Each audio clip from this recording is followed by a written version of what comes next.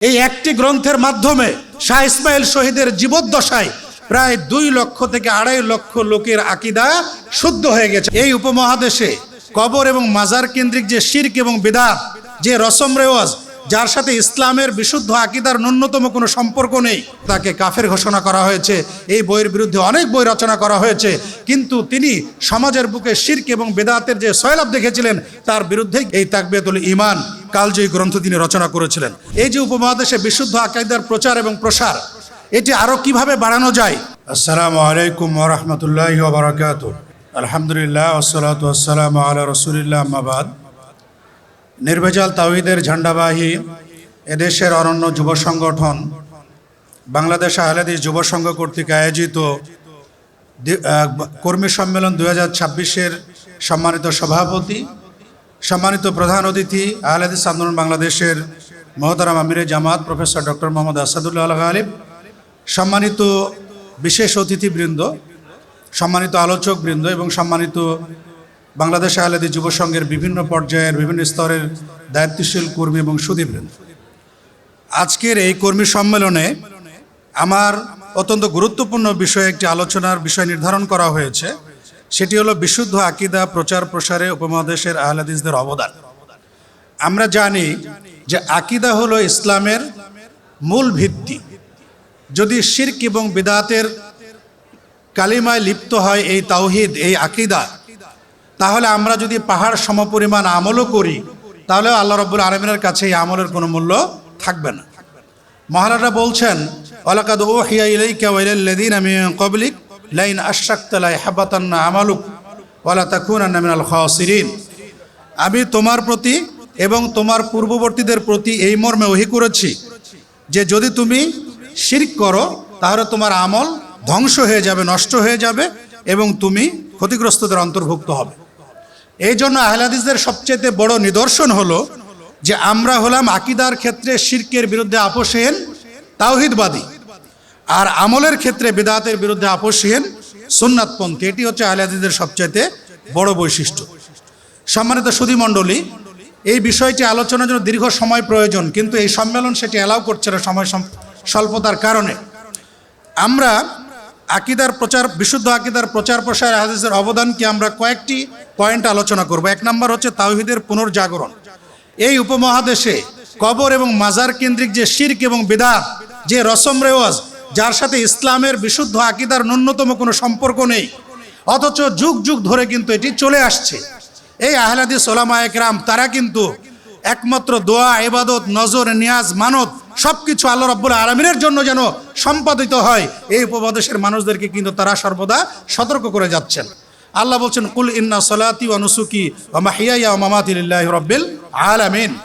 সুতরাং এই উপমহাদেশের মানুষদেরকে তাওহীদ শেখানো, তাওহীদের পুনর্জাগরণ ঘটানোর জন্য একমাত্র আহলে হাদিসরাই বলিষ্ঠ কণ্ঠে তাদের কণ্ঠকে উচ্চকিত করেছে এবং মানুষের মাঝে সেই দাওয়াতটি পৌঁছিয়ে দিয়েছে। 2 নম্বর হচ্ছে কোরআন ও সহিহ হাদিস কেন্দ্রিক দাওয়াত। উপমহাদেশ আমরা জানি যে হাদিস শাস্ত্রের গ্রন্থগুলো অনেক পরে আমাদের মাঝে আসার কারণে এখানে কিন্তু আমরা মূল ইসলাম থেকে অনেক দূরে সরে গিয়েছিলাম, কিন্তু আহলে হাদিসদের এই দাওয়াতের ফলে কল আল্লাহ এবং কল রসুলের ধ্বনি কিন্তু তাদের মাধ্যমে উপমহাদেশে গুঞ্জরিত হয়েছে। শাহ ওলিউল্লাহ এবং পরবর্তীতে যারা ছিল তাদের মাধ্যমে কিন্তু এই দাওয়াতটি প্রচারিত হচ্ছে।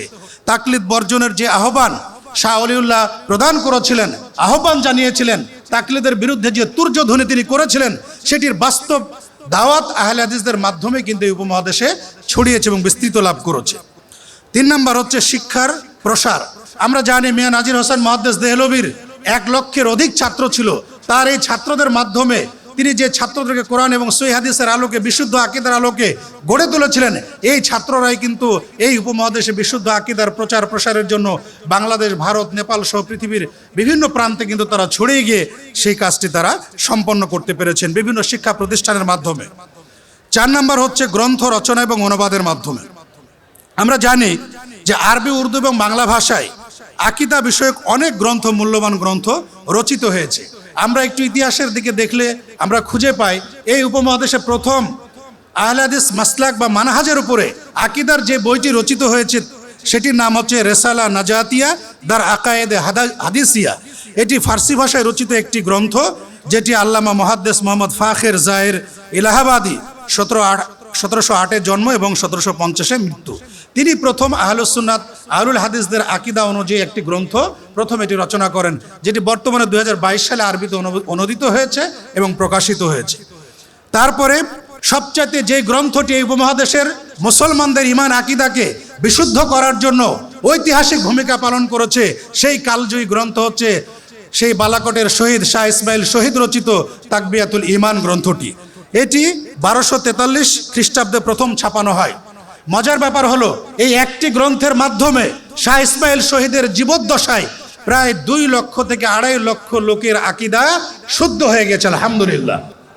শুধু তাই নয়, ঐতিহাসিক গোলাম রসুল মেহের তিনি বলেছেন যে এই বইটি ভারত উপমহাদেশে যত উর্দু বই রয়েছে সেই বইগুলোর মধ্যে সবচেয়ে বেশি মুদ্রিত হয়েছে 50 থেকে 55 লক্ষ কপি পর্যন্ত এই বইয়ের কপি মুদ্রিত হয়েছে, আলহামদুলিল্লাহ। এই বইয়ের মাধ্যমে, যদিও এই বই রচনার কারণে তাকে বেদাতীদের পক্ষ থেকে তাকে কাফের ঘোষণা করা হয়েছে, এই বইয়ের বিরুদ্ধে অনেক বই রচনা করা হয়েছে, কিন্তু তিনি সমাজের বুকে শিরক এবং বেদাতের যে সয়লাভ দেখেছিলেন তার বিরুদ্ধেই, কিন্তু বিশেষ করে শিরকের বিরুদ্ধে এই তাকবিয়াতুল ঈমান কালজয়ী গ্রন্থ তিনি রচনা করেছিলেন। তাছাড়া সাদেকপুরি পরিবারের বেলায়েত আলী সাদেকপুরি রেসালা রদ্দে শিরক, তিবিয়ানুশ শিরক, রেসালা আমাল বিল হাদিস। এছাড়া আমরা জানি উপমহাদেশের 222টি গ্রন্থের রচয়িতা নওয়াব সিদ্দিক হাসান খান ভোপালী, তিনিও একটি কালজয়ী গ্রন্থ রচনা করেছেন আরবিতে, যার নাম হচ্ছে কতফুস সামার ফি বায়ানে আকিদাতে আহলিল আসার। তাছাড়া আদ-দীনুল খালেস সহ তিনি আরও 25টি গ্রন্থ আকীদা বিষয়ক রচনা করেছেন। এছাড়া আরেকজন বিখ্যাত আলেম মোহাম্মদ বাশির শাহ সোহানি, তিনি সিয়ানাতুল ইনসান আন ওয়াসওয়াসাতি শেখ দাহলান নামক একজন আকীদার বিখ্যাত একটি গ্রন্থ 1933 সালে রচনা করেছেন এবং কবর পূজা সহ বিভিন্ন বিষয়ে তিনি এখানে দাঁত ভাঙ্গা তিনি জবাব দিয়েছেন। এইভাবে আমরা দেখছি যে যুগে যুগে আরবিতে, উর্দুতে, বিভিন্ন ভাষায় তারা আহলে হাদিস উলামায়ে কেরাম গ্রন্থ রচনা করেছেন। আমরা যদি একটু বাংলা ভাষায় আসি তাহলে দেখব মোহতারাম আমিরে জামাতের পিতা মাওলানা আহমদ আলী, তিনি 1952 সালে বাংলা ভাষায় আকীদায়ে মোহাম্মদী নামে একটি ছোট বই তিনি রচনা করেছেন, যেটি চিটাগাং ইউনিভার্সিটির প্রখ্যাত ঐতিহাসিক doctor Moinuddin sir history of the Faraizi মুভমেন্টের 41 পৃষ্ঠায় এই গ্রন্থটিকে রেফারেন্স বুক হিসেবে গ্রহণ করেছেন।